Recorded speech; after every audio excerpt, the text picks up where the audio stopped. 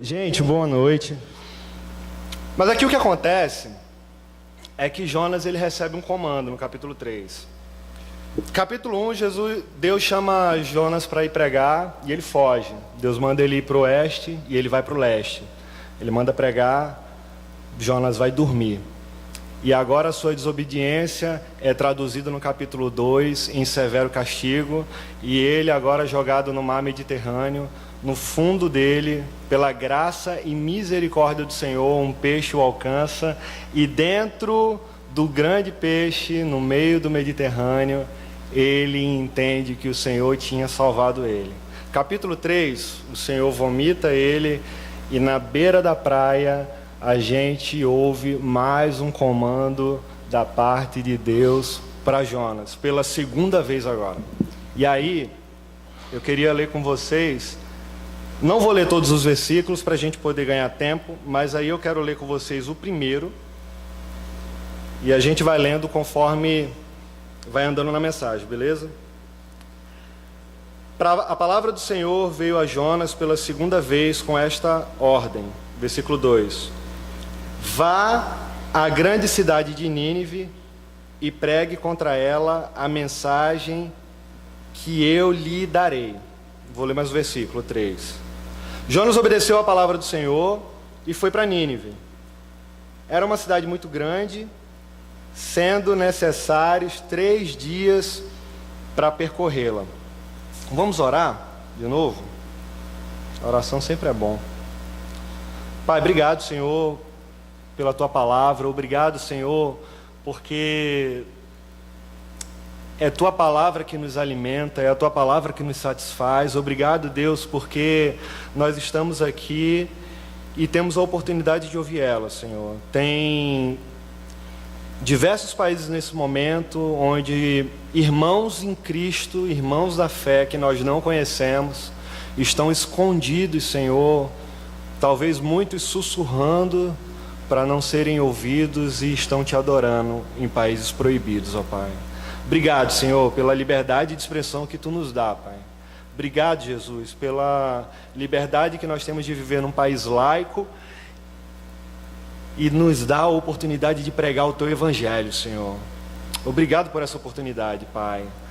Faça com que essa liberdade que o Senhor nos proporciona, Senhor, crie raiz cada vez mais nos nossos corações e que a gente possa, de fato, Senhor, vivê-las todos os dias, ó Pai, no nome de Jesus. Amém. Gente, o capítulo 3, a gente vai encontrar Jonas indo pregar em Nínive, certo? A grande ideia desse capítulo aqui é que, na verdade, Deus, Ele tem os seus propósitos fantásticos, tanto na vida de um pregador, como também na vida das pessoas que ouvem a mensagem. Essa é a grande sacada do capítulo 3. Deus tem os seus propósitos maravilhosos na vida de quem prega e da vida daquelas pessoas que ouvem. Agora eu vou fazer uma pergunta para vocês. Você prega o Evangelho como Deus quer? Ou você prega o Evangelho do jeito que você acha que tem que ser pregado? O que a gente vai poder entender aqui com esse capítulo 3? O que Jonas ele pode oferecer para nós? A gente vai aprender aqui algumas lições com ele do que a gente não pode fazer olhando para ele e o que nós devemos fazer olhando para Deus. E aí, como todo presbiteriano faz, por tabela, já tiraram onda comigo hoje, porque são 3 pontos de novo. O primeiro ponto, a gente vai olhar aqui dos versículos do 1 ao 4. Muito precioso, preste atenção. Que nós podemos pregar o Evangelho do nosso jeito. Podemos pregar do nosso jeito. Mas Deus faz como Ele quer. Eu posso pregar o Evangelho do meu jeito, mas Deus faz do jeito que Ele quer. Da primeira vez, Jonas ele foi rebelde, ele fracassou na sua missão, no primeiro chamado que ele recebeu no capítulo 1. Mas agora, ele recebe pela segunda vez um comando da parte de Deus. Dessa vez, ele está obedecendo, e ele está indo para Nínive pregar. Deus está concedendo para Jonas uma segunda vez, gente. Deus está concedendo para Jonas aqui uma segunda oportunidade. O que a gente vai aprender com isso logo de cara? Isso se chama graça. Isso se chama misericórdia da parte de Deus. E aqui é interessante porque um teólogo chamado Exaltino Filho, ele vai dizer que quem foi lançado no fundo do mar, capítulo 2, não foi Jonas, mas quem foi lançado no fundo do mar foi justamente a sua falha, a sua desobediência, a sua rebeldia. Deus, ele é misericordioso demais. Agora é lógico, né? A gente entende a graça e a misericórdia de Deus, e o fato de Deus ser misericordioso não quer dizer que agora a gente vai pecar à torta e à direita. Só porque eu entendo a graça do Senhor não me dá uma condição e a credibilidade de viver em pecado, porque eu sei que Ele vai me perdoar. É lógico que não. E aí, a gente vai perceber Deus dizendo assim para Jonas pela segunda vez, versículo 2: vá à grande cidade de Nínive e pregue a ela a mensagem que eu vou dar a você. É interessante porque a gente vai perceber aqui, Jonas, ele agora está entrando na cidade. Possivelmente a notícia de Jonas chega primeiro que ele na cidade, porque não é normal um cara ser engolido por um grande peixe, de repente ser vomitado numa praia, e agora ele está caminhando em direção à cidade. Possivelmente pessoas o viram entrar na cidade, e agora as pessoas aguardam com uma expectativa ansiosa pelo que os espera. Segundo Stuart Olyott, quando os ninivitas capturavam uma cidade, eles levavam primeiro os homens e as crianças. Preste atenção nisso. História do mundo antigo. A primeira coisa que eles faziam era cortar as mãos deles. Depois, cortavam as suas orelhas, retiravam os seus olhos e jogavam os seus corpos em uma pilha. Os inimigos morriam sufocados por essa pilha, e eles fizeram isso em todo o Oriente, porque queriam que os seus inimigos temessem severamente a Nínive. Agora você está doido? Deus recebe um comando pela segunda vez da parte de Jonas para ele ir pregar em Nínive, e ele não quer pregar. E por que vocês acham que ele não quer pregar? Você teria coragem? Você iria pregar numa cidade como essa? Você teria coragem de ir pregar em uma das cidades mais psicopatas do mundo antigo? Você teria coragem de pregar o evangelho para uma nação que tinha como a maior inimiga a nação que Deus tinha escolhido como modelo, que era a nação de Israel? Jonas fazia parte do povo de Israel, ele não queria ir pregar. Sendo que mesmo assim, quando ele ouve pela segunda vez, ele agora entra dentro da cidade, mesmo contra a sua própria vontade. E aí a gente vai perceber aqui no versículo 3, ele dizendo assim, ó: e Jonas obedeceu a palavra do Senhor e foi para Nínive. Nínive era uma cidade muito grande e demorava 3 dias para percorrê-la. Então vamos lá. Jonas está caminhando pela cidade. Possivelmente a mensagem a respeito do homem que foi engolido por um grande peixe, e esse homem foi vomitado na praia por um grande peixe, chegou primeiro que Jonas em Nínive. Ele agora está entrando dentro dessa cidade, e o comando foi muito claro para Jonas que ele não deveria pregar aos arredores da cidade. Ele entraria nos centros mais populosos de Nínive para pregar a mensagem. E aí ele prega uma mensagem que Deus manda para ele com maestria. E a mensagem foi justamente essa, versículo 4, preste atenção. Daqui a 40 dias, Nínive será destruída. Essa foi a mensagem que Jonas recebe para pregar dentro de Nínive. O que me chama a atenção nessa história é que quando a gente chega no capítulo 4,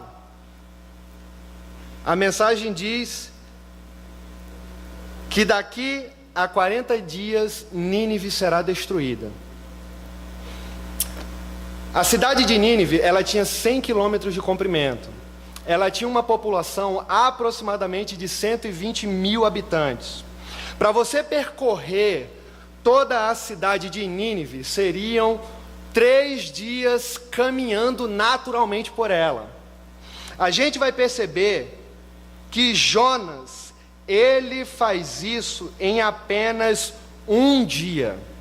Em apenas um dia, Jonas cruza toda a cidade de Nínive, dizendo essa mensagem: daqui a 40 dias, Nínive será destruída. O que me chama a atenção aqui é, beleza, ele cumpriu a vontade do Senhor, ele cumpriu a ordem do Senhor. Só que nas entrelinhas o que a gente observa é, Jonas ele não caminhou por Nínive. Jonas ele não deu direito de resposta para as pessoas pelo menos ouvirem ele e perguntar o que está acontecendo. Não, ele entra dentro de Nínive e corre pela cidade, e ele cruza ela dizendo, daqui a 40 dias Nínive será destruída. Não deu nem direito de resposta para as pessoas. Ele simplesmente se foi. Ele foi-se embora, ele passou e não teve compaixão dessas pessoas.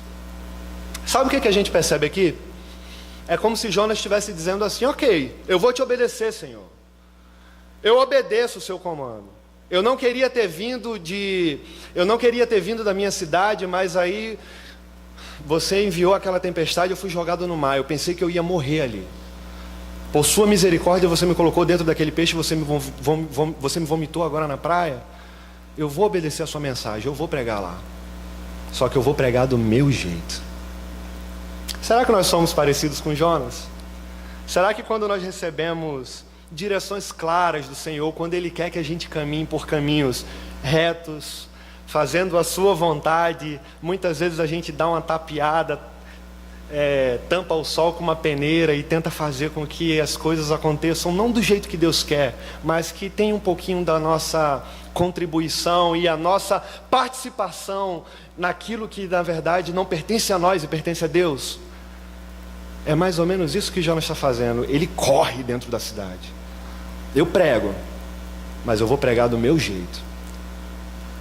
Mais uma vez, pensando em algumas aplicações aqui, Exaltino Filho, ele narra uma história sobre a falta de compaixão. Algo muito semelhante ao que Jonas está vivendo aqui. E eu queria ler para vocês essa história aqui, que me chamou muita atenção, e essa história foi registrada nos dias atuais, tá, gente? Na vida da igreja, foi uma igreja lá de São Paulo. Ele disse assim, que uma vez ele foi pregar num bar de São Paulo, e ele entregou um folheto de evangelização a uma garota de programa, e essa mulher aproveitou a oportunidade para abrir o seu coração. Olha só que interessante. Ela era uma prostituta, mas foi criada numa igreja evangélica, lá no interior de São Paulo. Um dia ela cortou o cabelo e, por ter cortado o cabelo, a sua igreja disciplinou ela. E, não tendo mais como exortar essa garota, ela continuou cortando o cabelo outras vezes. Ela entendia que não estava fazendo nada de errado. A igreja, percebendo que não podia mais prejudicá-la, o pai agora passa a ser perseguido pela igreja. O que ele mais fazia, o que ele mais amava fazer na igreja era tocar. A igreja agora diz que se ele não disciplinar e corrigir a filha dele, ele não tocará mais na igreja. O que esse pai faz? O que esse cristão, cheio de compaixão, amor, graça e misericórdia faz? Ele expulsa a filha de casa. E agora essa jovem humilhada, ela vai para São Paulo, para a capital, trabalhar. Ela agora, dentro de uma casa de família, é abusada pelo filho da patroa e engravida. Ela vai contar para o rapaz e ele agora, junto com a mãe, expulsa a garota de casa. Ela agora, sem ter para onde ir, liga para o seu pai. E aí, pensando que esse cristão, esse pai, a pessoa que ela esperava receber amor, a pudesse receber de volta, ele simplesmente diz assim para ela: a filha que eu tinha ela não existe mais, ela morreu.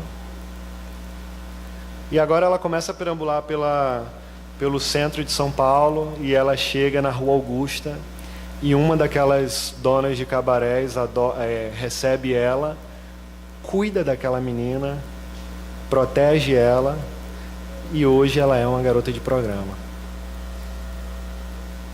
A nossa vida cristã, ela não pode ser assim. Eu fiquei de careta quando eu li esse texto, sabe? Em que mundo a gente está vivendo, galera? Em que mundo a gente está vivendo? Isso não é uma realidade atípica da nossa geração. Às vezes a gente sabe tão pouco acerca do que os nossos olhos não veem. Às vezes a gente sabe tão pouco porque muitas coisas não chegaram aos nossos ouvidos.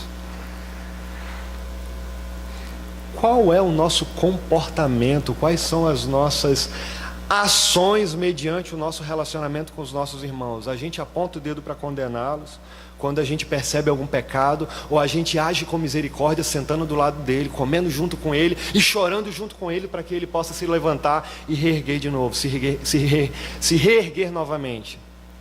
Como nós, como cristãos, reagimos mediante ao pecado do nosso irmão? Talvez isso possa estar acontecendo conosco, como as pessoas reagem diante das nossas dificuldades.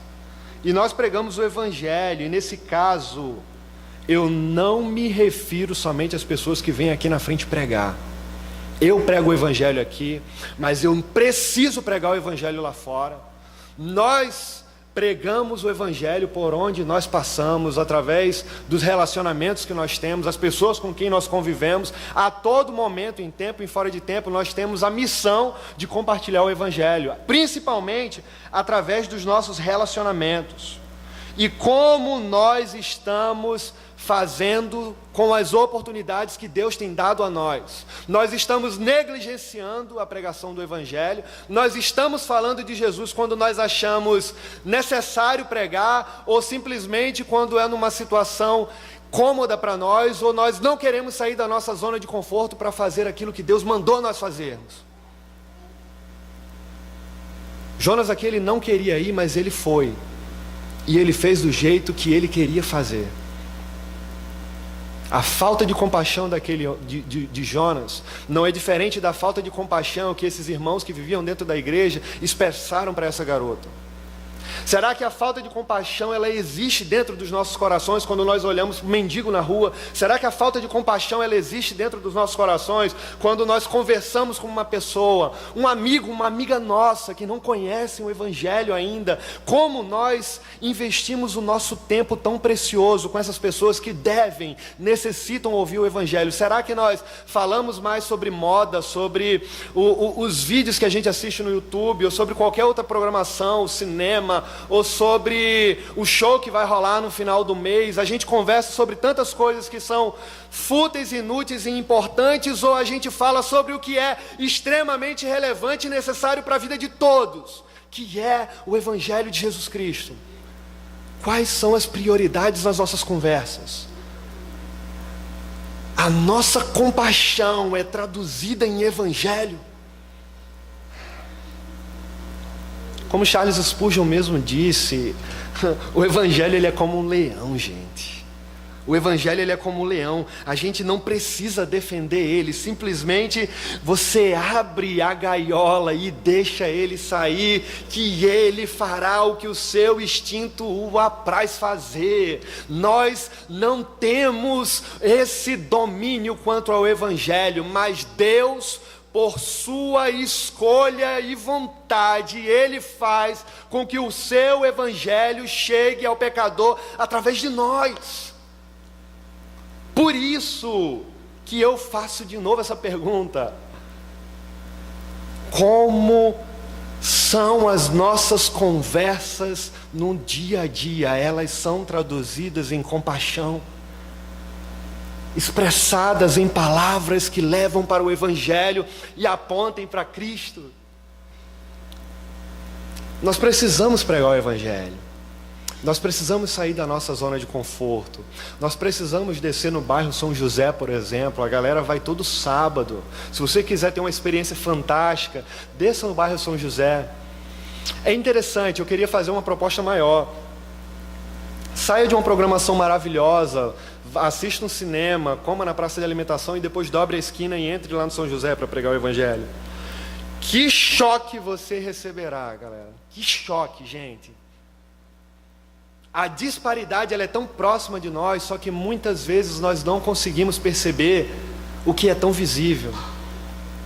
Madre Teresa de Calcutá, ela falava isso constantemente, que os invisíveis, eles são visíveis aos nossos olhos e muitas vezes não percebemos. Você prega o Evangelho como você quer ou do jeito que Deus quer? Vamos olhar aqui agora dos versículos 5 ao 9. Segunda lição que a gente vai aprender aqui, ó.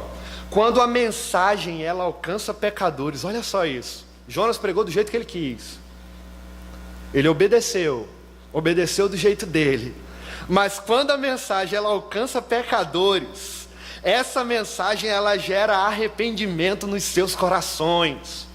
Quando a mensagem ela alcança os pecadores, a pregação do precioso Evangelho, ela gera arrependimento nos corações dos perdidos.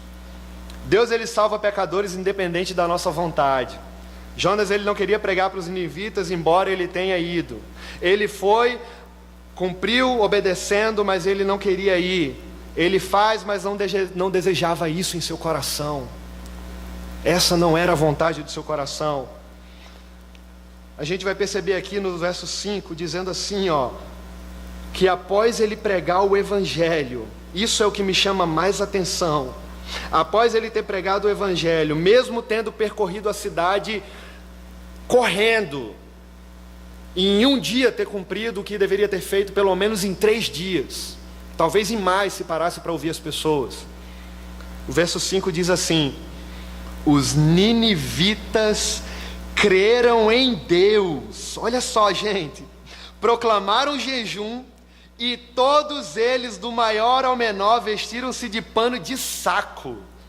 Olha só, embora Jonas tenha obedecido e pregado do jeito dele, a resposta não foi como Jonas esperava. Stuart Olyott, dizendo mais uma vez, ele fala assim, ó, que os ninivitas, eles não creram em Jonas. Uau, isso é fantástico. Os ninivitas, eles não creram em Jonas. Na verdade, eles creram na mensagem que estava por trás do pregador.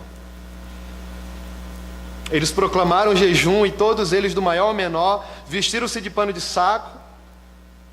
E no mundo antigo, se vestir de pano de saco, se cobrir com cinzas, era comum, porque eles faziam isso para demonstrar o seu estado de humilhação, arrependimento e desespero. Então, por mais que Nínive fosse uma cidade pagã, era comum em todo o mundo antigo, quando eles queriam se humilhar, fazer isso. E eles entendem a mensagem de Jonas e se humilham vestidos de pano de saco e se cobrindo de cinzas. Esse tumulto todo, preste atenção, agora está acontecendo na capital de Nínive, na cidade de Nínive. Todo mundo agora, 120 mil pessoas ouvindo essa pregação rápida e ligeira. Daqui a 40 dias cairá fogo do céu. Nem arrependimento ele fala, nem sobre arrependimento ele fala. Todo mundo ouve agora o tumulto dentro da cidade, as pessoas agora clamando desesperadamente, se vestindo de pano de saco, se cobrindo com cinzas. Pense no alvoroço. Aí a gente chega no versículo 6, quando a mensagem vai direto aos ouvidos do rei. Olha só, quando as notícias chegaram ao rei de Nínive, olha o que ele faz. Ele se levantou do trono, tirou o manto real, vestiu-se de pano de saco e sentou-se sobre a cinza. O rei de Nínive aqui, ó, ele chama minha atenção. Sabe por quê? Porque ele percebe nesse momento, após ouvir a mensagem que Jonas pregou dentro da capital, através do seu conselheiro, ouvindo uma mensagem rápida e ligeira, que daqui a 40 dias virá fogo do céu, ele percebe que no reino dos céus não existe porta especial para reis. Olha só, gente, que fantástico. Ele percebe que a condição dele, embora seja rei, não é diferente de todo o seu povo. E essa mensagem foi tão impactante no seu coração, que mesmo ele tendo todos os privilégios, ele também se coloca em condição igual, semelhante a todos de Nínive. Ele se cobre de cinzas e se veste de pano de saco, e agora começa a clamar também em arrependimento. Só que algo precisa acontecer. Ele é o rei de Nínive, ele é o rei da Síria. Ele precisa fazer o seu pronunciamento público. Todos estão aguardando o pronunciamento do rei. E agora, o que o rei vai falar em rede nacional? O que o rei vai falar para todos habitantes de Nínive? Isso me chama a atenção, versos 7 e 8. O texto vai dizer que ele reconheceu a gravidade do pecado, e agora ele começa a proclamar um jejum nacional, gente, com a esperança de encontrar perdão. Olha só, versículos 7 e 8. Então fez uma proclamação em Nínive, por decreto do rei e de seus nobres: não é permitido a nenhum homem ou animal, bois ou ovelhas, provar coisa alguma. Não comam e nem bebam. Cubram-se de pano de saco, homens e animais, e todos clamem a Deus com todas as suas forças. Deixem os seus maus caminhos e a violência, e todos clamem a Deus com todas as suas forças. Deixem os maus caminhos e a violência. Outra coisa que me chama a atenção é porque os ninivitas não sabiam se haveria perdão. Eles não sabiam se haveria perdão após 40 dias. Eles clamavam mediante a mensagem de desgraça que receberam de Jonas. Foi a única mensagem que eles ouviram: daqui a 40 dias Nínive será destruída. E mediante a essa mensagem, eles começam a clamar a Deus por socorro e misericórdia. Eles estão clamando, gente. E agora até os bois e os animais não vão comer também. Parece brincadeira isso, né? Mas por que os bois, por que todos os animais não vão comer? Porque se os animais comem, é porque alguém deu comida para eles. E o que o rei está querendo aqui é que ninguém trabalhe, que ninguém faça exercícios, a não ser se prostrar diante do Deus de Israel e clamar por misericórdia, e deixe que os animais fiquem com fome. Olha só, o que me chama a atenção é que Jonas, ele pregou a mensagem do caos e não prega o arrependimento. Parece que ele pregou só metade da mensagem, né? Ele ouve o comando, mas ele só prega a desgraça, gente. Mensageiro da desgraça, mensageiro do caos. Embora Jonas ele não tenha pregado a graça e a misericórdia aos ninivitas, eles não mudaram somente com palavras. Eles mudaram com atitudes, e isso refletiu mudanças no seu coração. No versículo 9 diz assim, talvez Deus se arrependa, talvez Deus se arrependa e abandone a sua ira, e nós não sejamos destruídos. Eles não sabem se vai haver misericórdia. O rei disse: talvez Deus se arrependa. Sabe o que a gente percebe aqui, aprende? Com a pregação de Jonas, mas a resposta que Deus causou no coração dessas pessoas, é que na verdade eles não estavam buscando a Deus para encontrar uma bênção. Eles não estavam buscando a Deus para encontrar vitória e muito menos ter sabor de mel. O povo de Nínive está se arrependendo. O povo de Nínive está se arrependendo, não é porque eles estão procurando uma vitória da parte de Deus. Está acontecendo arrependimento nos corações dos ninivitas, porque eles entenderam que somente Deus era o Senhor. E por mais que eles não fossem salvos, daqui a 40 dias, e embora viesse cair fogo do céu, mesmo assim, eles encontraram a salvação, e é por isso que eles estão se arrependendo, gente. É por isso que eles estão clamando ao Senhor. Eles não estão clamando ao Senhor para terem as vidas poupadas. Eles estão respondendo a Deus através de gestos de arrependimento e humilhação, porque eles estavam entendendo que somente o Senhor poderia salvá-los. É totalmente diferente isso. Hernandes Dias Lopes, dizendo sobre esse ponto, ele vai dizer que a ordem do rei ao seu povo foi que todos deveriam se humilhar. Nenhuma exigência foi feita, nenhuma. Simplesmente se humilhar. Deus não tem obrigação de ser misericordioso. Ele tem compromisso de ser justo. Se Deus aplicasse sua justiça, os ninivitas seriam subvertidos. O pecador, ele merece o castigo. Nós merecemos o castigo. Nós merecemos o juízo. Nós merecemos a condenação.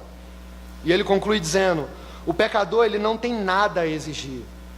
O pecador, ele tem tudo a suplicar. Uma pessoa convertida, ela é revestida de humildade, gente, não é de arrogância.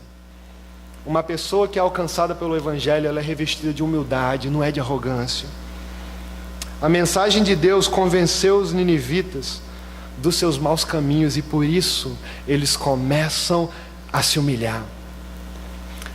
A cidade mais insana e perversa daqueles tempos começa agora a desmoronar. A insanidade que predominava, todas as estruturas de Nínive começam a ruir. O quebrantamento começa a brotar. E o coração daqueles homens começa a ser transformados. Qual é a lição que nós aprendemos aqui? Embora Jonas tenha pregado do seu jeito, Deus aplicou a mensagem do seu modo no coração de cada pecador. O que nós podemos aprender com isso aqui? A mensagem do Evangelho, ela não depende de nós. Nós temos a responsabilidade de compartilhar, mas a responsabilidade de transformar o coração de uma pessoa não é nossa. A causa e efeito que acontece no coração de um pecador depende de Deus. Isso é a maior prova de que nós somos apenas um canal nas mãos do Senhor, assim como uma torneira quando é aberta e a água passa por ela limpando tudo que encontra à sua frente. Nós somos como uma torneira.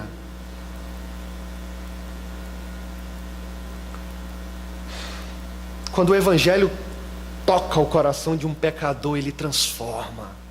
Quando pregamos o Evangelho e aquela pessoa é alcançada por esse Evangelho, automaticamente há mudanças de atitude. Eu lembro de Zaqueu. Olha Zaqueu.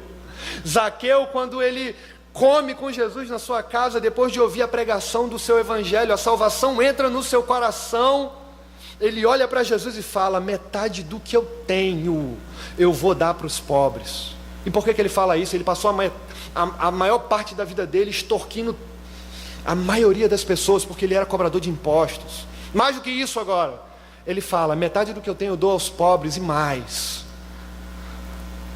eu vou restituir a todas as pessoas que eu enrolei, quem eu passei a perna, eu vou restituir 4 vezes mais. Quando Jesus olhou aquilo ali, falou: Zaqueu, hoje entrou salvação nessa casa. E por que Jesus falou isso? Porque Zaqueu estava demonstrando em atitudes que o bem mais precioso do seu coração não era mais as riquezas. O que mais importava para ele era o precioso Evangelho da salvação que ele ouviu, e aquilo transformou o seu coração. Quando o Evangelho entra na vida de uma pessoa, de um pecador arrependido, tudo muda. E por isso Jesus falou: Zaqueu, o dinheiro não é mais importante para você, hoje entrou salvação nessa casa. Aí a gente viaja agora lá para Filipos, Atos 16, se não me falha a memória. Paulo e Silas estão presos lá. O carcereiro é alcançado pelo Evangelho, e lá vai dizer que após o carcereiro ser alcançado pelo Evangelho, as suas atitudes mudam. Ele começa a cuidar das feridas de Paulo e de Silas. Olha só, gente, o Evangelho transforma a vida dos pecadores. O Evangelho faz aquilo que nós não podemos fazer. Como é que nós estamos quanto ao pecado? Pergunta retórica, sem resposta. A gente sabe que o pecado é bom. O pecado é prazeroso demais. Se não fosse bom, ninguém pecava. O pecado é bom. O pecado é saboroso, tem sabor de mel. O pecado é bom. O pecado ele é bom, mas existe arrependimento nos nossos corações quando nós pecamos? Como nós ficamos mediante o pecado? Quais são as nossas reações quando percebemos que estamos em pecado? Você já parou para pensar nas consequências? Já parou? Mais uma vez, Stuart Olliott falando sobre arrependimento, ele vai dizer que arrependimento é ter vergonha de quem você é. Arrependimento é nós termos vergonha de quem nós somos. Você faz o que faz porque você é o que você é. Nós fazemos o que nós fazemos porque nós somos o que somos. Parece redundante isso. E o que você é e o que nós somos é o que Deus diz que nós somos. E o que nós somos? Nós somos pecadores miseráveis, gente. Nós somos pecadores lascados, tudo lascado, tudo. Não tem nenhum santo. Todos nós somos carentes da graça de Deus. Todos nós. Poxa, quantas vezes vou confessar aqui um pecado. Quantas vezes eu estou numa devocional que é uma bênção. Não dá 2 horas eu cometo um pecado que eu não queria cometer. E eu fico, meu Deus do céu. Como é que pode isso? Como é que pode isso? Somos falhos. Jesus pergunta para os discípulos: o que as pessoas estão dizendo ao meu respeito? Quem eu sou? Uns dizem que tu és João Batista, outros dizem que tu és Elias. Tem gente que está dizendo que tu és um dos profetas. Pedro fala: tu és o Cristo, filho do Deus vivo. Pedro, não foi carne e sangue que te revelou isso, mas o meu Pai que está nos céus. O Senhor reconhece Pedro. Pois eu te digo que tu és Pedro, sobre essa pedra edificarei a igreja. Mas é o que me chama mais atenção, é o que vem a seguir. Jesus diz que precisa morrer para cumprir o que as Escrituras diziam desde o Velho Testamento. E agora Pedro tenta impedir Jesus de ir para a cruz. E ele fala: arreda-te, Satanás, porque tu tens servido como pedra de tropeço. Uma hora o cara é reconhecido e Jesus fala: não foi carne e sangue que te revelou isso, Pedro. Mas logo em seguida ele é repreendido pelo Senhor. Quantas vezes nós estamos em momentos tão maravilhosos na presença de Deus e em momentos seguintes a gente faz cada coisa errada. Nós somos falhos, pecadores. É isso que a Bíblia fala. É isso que os evangelhos dizem. Nós somos pecadores carentes da graça e a misericórdia de Deus. O arrependimento nunca é fácil. É lógico. Arrependimento não é fácil, é difícil.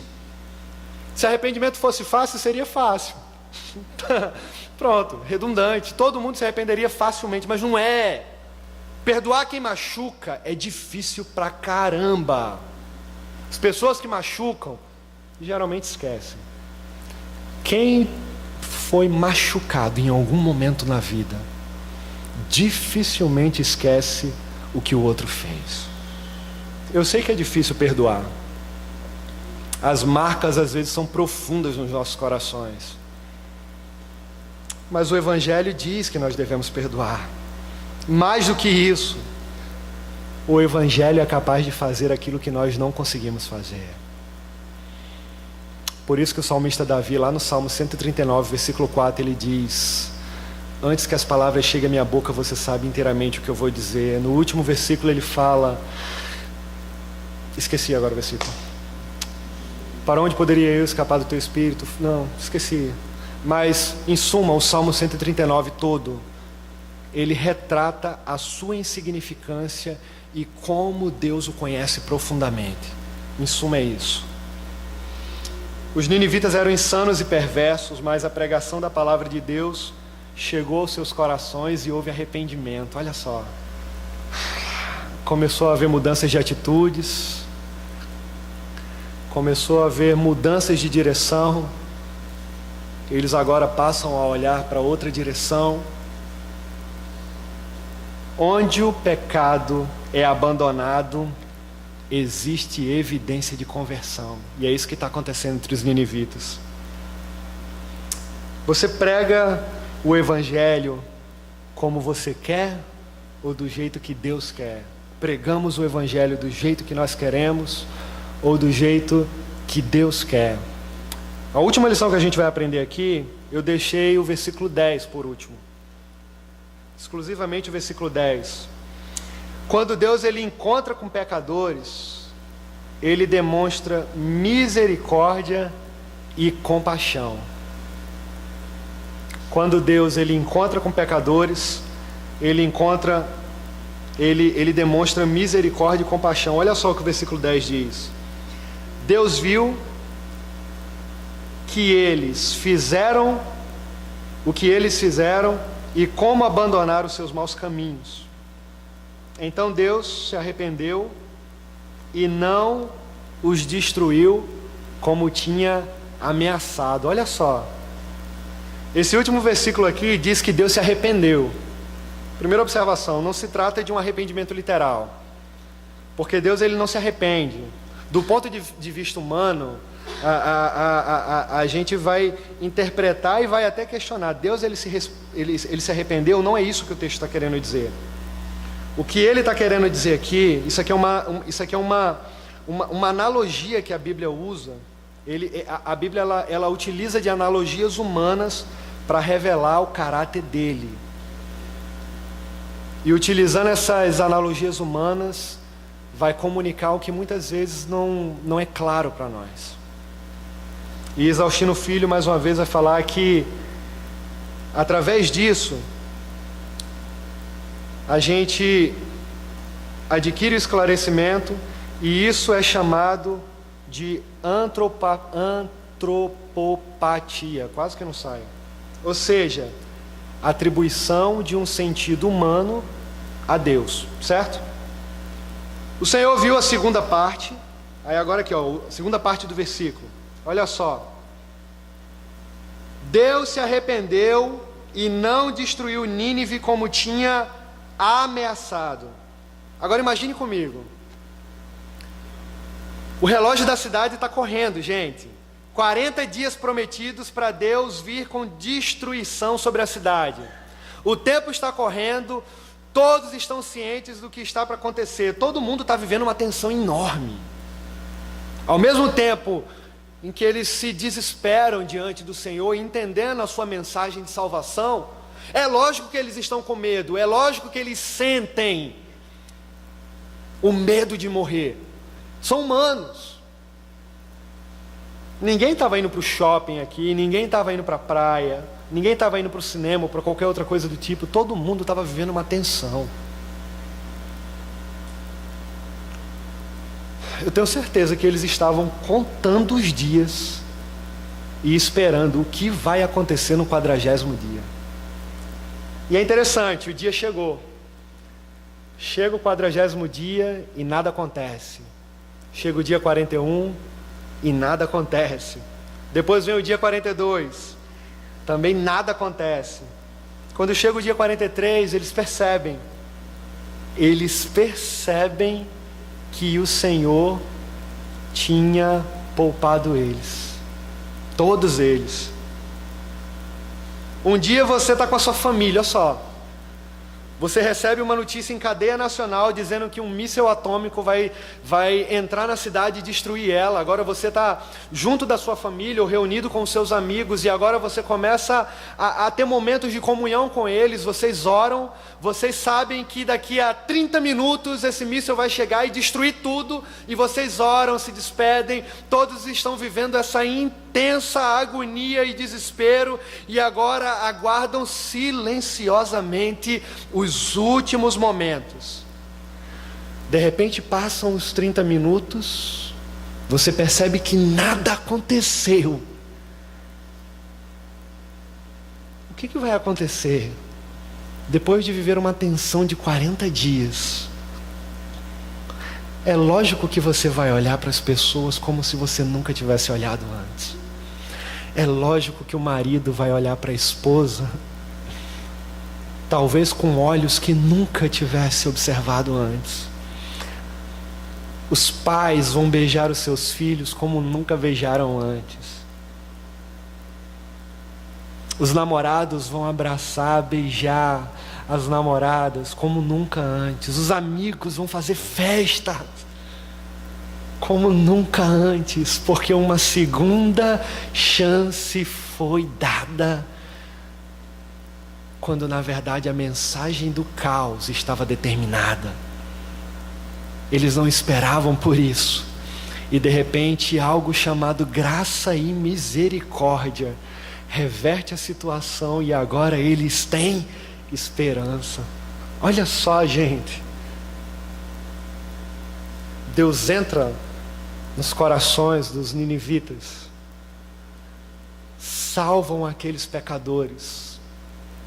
A severidade perversa que existia em seus corações é retirada através de uma mensagem perversa e poderosa de destruição e caos. O impacto é causado em suas vidas. Agora eles olham para o Salvador e reconhecem que somente o Deus de Israel pode transformar eles. A transformação vem em seus corações, e quando eles pensam que vão partir, recebem uma segunda chance. O que é isso, gente? O que é isso? Isso é graça e misericórdia. Isso é graça e misericórdia na vida dos pecadores. Sabe por que eu e você não fomos fulminados e não caímos de cabeça para baixo, direto para o inferno? Porque a graça e a misericórdia nos alcançou lá na cruz do Calvário. O Deus que se fez homem veio morrer pelos nossos pecados. O Deus que tinha toda a autoridade nos céus e na terra, Ele continua tendo. Mas Ele, embora sendo Deus, como está lá em Filipenses 2, esse ser igual a Deus foi algo que Ele não escolheu se apegar, Ele não quis se apegar a Ele. Ele agora escolhe se colocar numa condição de servo, se fazendo semelhante a nós, se colocando numa condição humana, e isso os teólogos chamam de o estado da humilhação de Cristo, onde Ele se humilha, se rebaixando, entrando num corpo humano e sendo igual a um corpo humano e sendo igual a todos nós.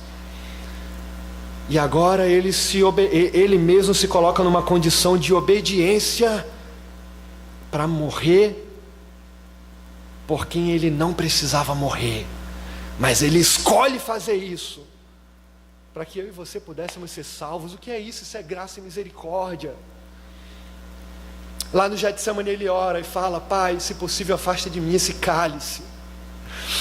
Mas logo em seguida a oração dele é poderosíssima. Ele fala: mas contudo seja feita a tua vontade. Então, quando ele está indo para a cruz do Calvário, ele não está indo lutando, ele não está indo hesitando, ele está indo desejando ir para a cruz do Calvário, morrer pelos nossos pecados. Por isso que nós estamos aqui hoje. O que é isso? Graça e misericórdia.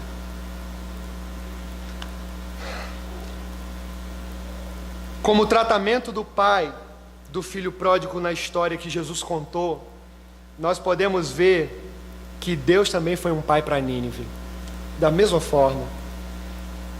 A cidade que liderava o mundo antigo com a sua arrogância, pecado e violência, foi a cidade que recebeu a graça e a misericórdia de Deus. Olha só, gente, que fantástico isso. Eu já estou terminando, se a banda quiser vir, a galera quiser chegar, já estou encerrando já. Eles não queriam saber de Deus, mas Deus se importava com eles. Eles odiavam a nação que foi escolhida por Deus como exemplo para todo mundo. Mas Deus amava eles mesmo assim. Por que Deus então demonstrou tanta graça para Nínive? É uma boa pergunta, né? Por que Deus demonstrou tanta graça e misericórdia para Nínive? A gente vai perceber que o apóstolo Paulo, lá na frente, em 1 Timóteo, capítulo 1, versículo 16, a gente vai perceber aqui, ó, Paulo, ele mesmo se coloca como o pior dos pecadores, sabe?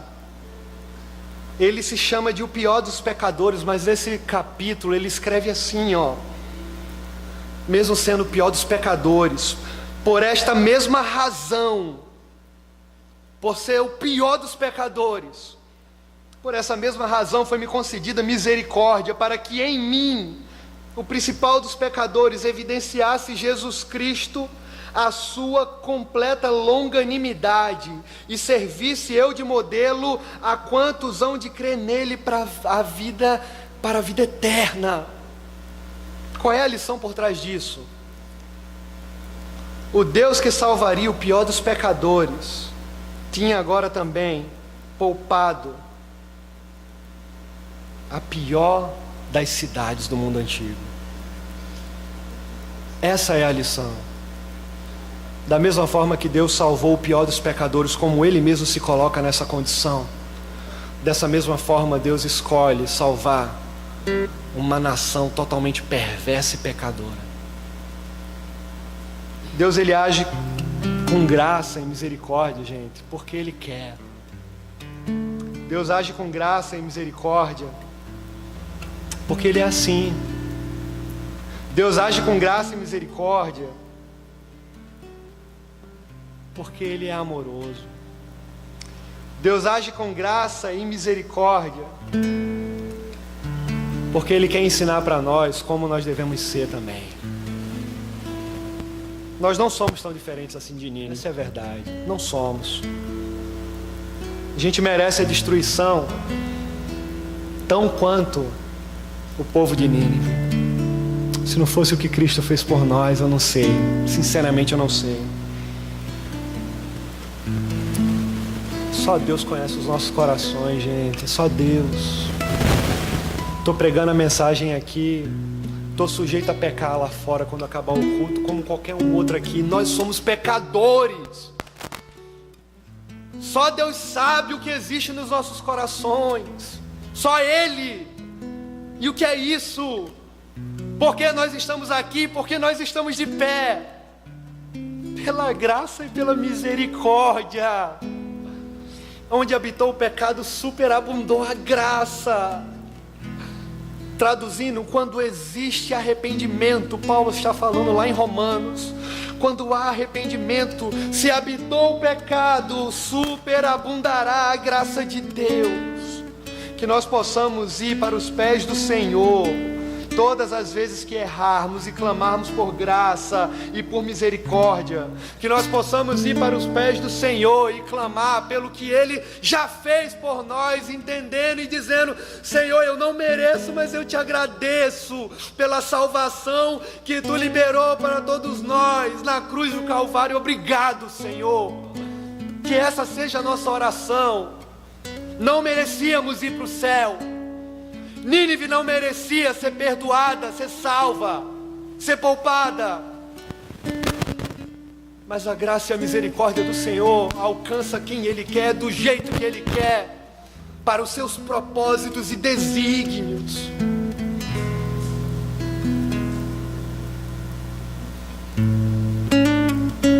Deus, por misericórdia, poupou aquela cidade e salvou os pecadores. Da mesma forma como por sua graça e misericórdia enviou Jesus Cristo ao nosso encontro, morrendo na cruz do Calvário pelos nossos pecados. Talvez eu não seja o melhor pregador, talvez você tenha dificuldade de compartilhar o evangelho com as pessoas, talvez alguns tenham dificuldade de evangelizar, sabe? Talvez as pessoas sejam tímidas, tenham as suas limitações, mas isso não é empecilho para a propagação do evangelho. A gente acabou de ver aqui, eu prego do meu jeito, eu faço do meu jeito. Deus olha para nós e fala: você quer fazer do seu jeito? Você pensa que isso vai me atrapalhar? Você pensa que isso vai impedir os meus desígnios, os meus propósitos? Quem somos nós diante do Senhor? Quem somos nós diante de Deus? O Senhor fala para Satanás lá nos céus: você observou meu servo Jó, íntegro, temente a mim, fiel à minha palavra? Ele só é assim porque ele tem tudo. O Senhor permite que Satanás retire tudo de Jó.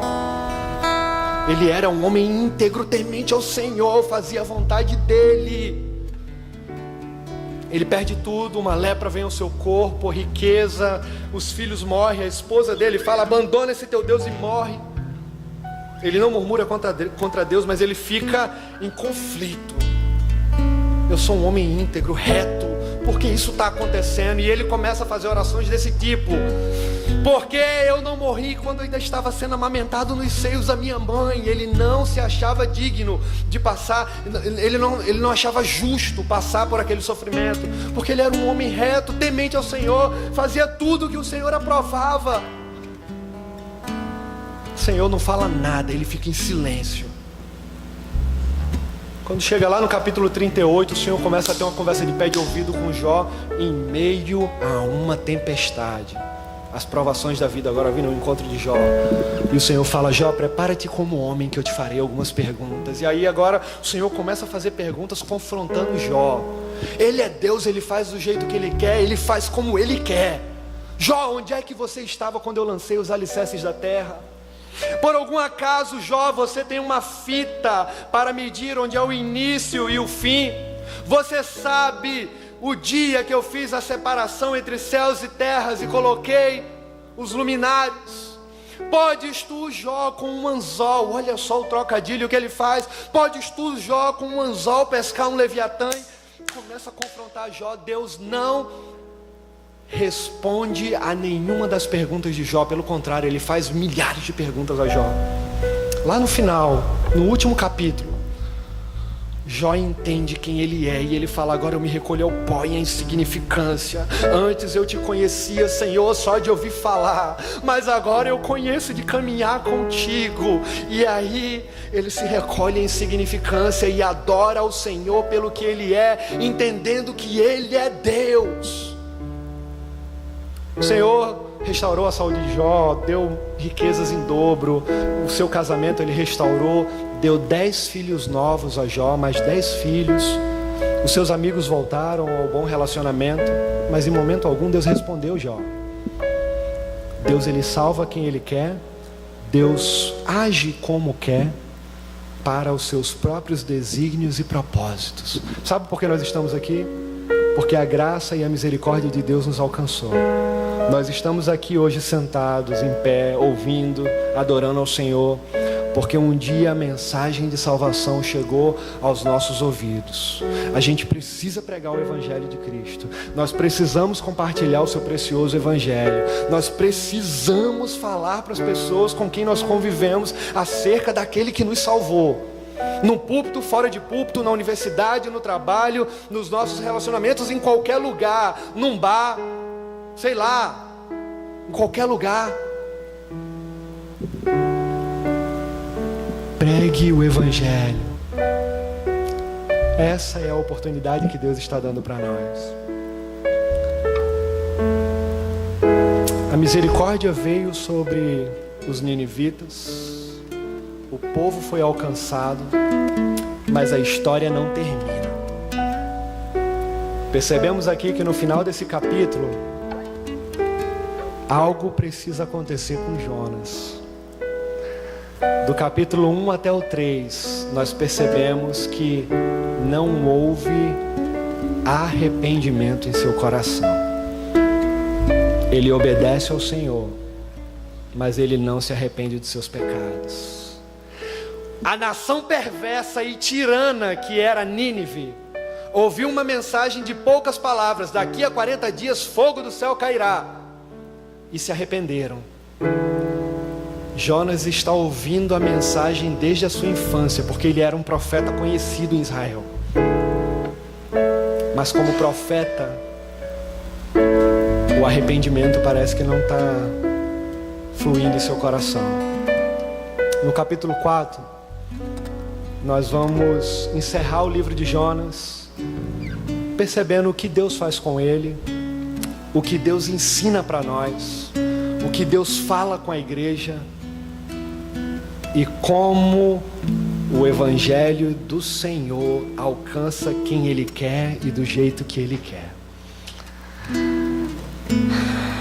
Vamos orar?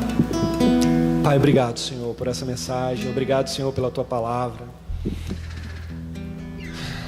Oh, Jesus, nós somos tão limitados, Senhor. Nós somos tão limitados, Pai. Tenha misericórdia de nós, Deus.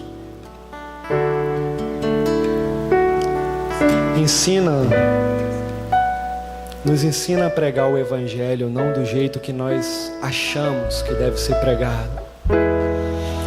Coloca amor no nosso coração pelos perdidos, como o Senhor tem, Pai. Jesus querido, coloca no nosso coração a compaixão que Tu tens, Senhor, pelos órfãos, pelas viúvas, pelos mendigos, pelas prostitutas, pelos homens, Senhor, perversos que praticam a iniquidade, Pai. Quando nós olhamos para os evangelhos, Pai, nós encontramos Tu, Senhor, na maioria das vezes sentados com as pessoas mais rejeitadas da sociedade, Senhor. Da mesma forma como tu olhou, Senhor, para aquela prostituta, quando ninguém atirou a pedra nela e falou: mulher, eu também não te condeno, vá em paz e não peques mais. Da mesma forma como Tu se revelou, Senhor, para a mulher samaritana, dizendo que Tu eras, Senhor, a água da vida que sacia todos para todo sempre. Da mesma forma como Tu, Senhor, disse que era a porta, que era o caminho. Da mesma forma, Senhor, que Tu diz, Pai, lá em Mateus 6, que Tu és o pão da vida, Pai. Nos faz olhar para o Teu Evangelho, Senhor, e compartilhar o Teu Evangelho como Tu, Senhor, fazia com os pecadores, os perdidos. Coloca, Senhor, essa compaixão e esse amor nos nossos corações, Pai. Por favor, Jesus. Obrigado, Senhor, pela graça que nos alcançou. Obrigado, Jesus, pela liberdade que Tu nos dá, Senhor. Tem pessoas nesse momento que têm muito menos, Pai. Parece que nós valorizamos quando nós não temos mais. Existe esse ditado que é famoso: nós damos valor quando perdemos. Será, Jesus, que precisaria vir, Pai, perseguição religiosa no país para que nós pudéssemos dar valor àquilo que nós temos em abundância? Liberdade de expressão. Oh, Jesus. Os países perseguidos são os países que mais crescem na propagação do Evangelho. Que paradoxo, Senhor, contrastante com a nossa realidade. Por que, Senhor? Por que, Jesus? Nós temos tanto e fazemos tão pouco, Pai. Oh, Senhor, nos desperta, Pai, para o Teu precioso Evangelho, Senhor. Obrigado, Senhor, por essa palavra, no nome de Jesus. Em nome de Jesus, Pai. Amém.